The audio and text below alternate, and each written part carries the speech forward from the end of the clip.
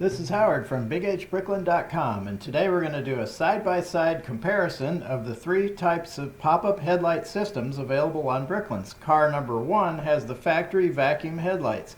Car number 2 has air-powered headlights. And car number 3 has headlights with electric actuators. As you can see, these three cars are parked side by side to get a clear view of how the headlights operate. The first test is to operate the headlights without starting the car engine. Now, these cars have been parked here for a couple hours.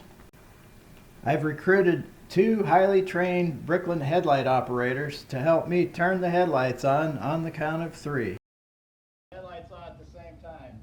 3, 2, 1, on!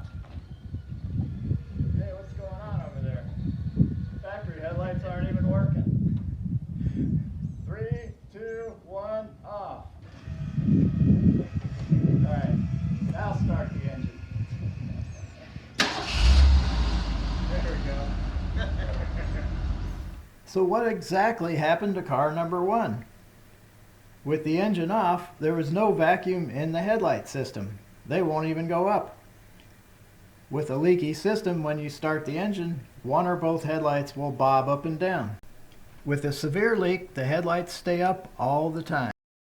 Gentlemen, start your engines. We're going to do an engine running pop-up headlight comparison test.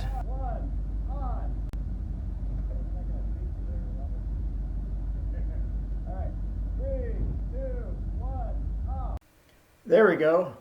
And we're still waiting for number 3, and they're down.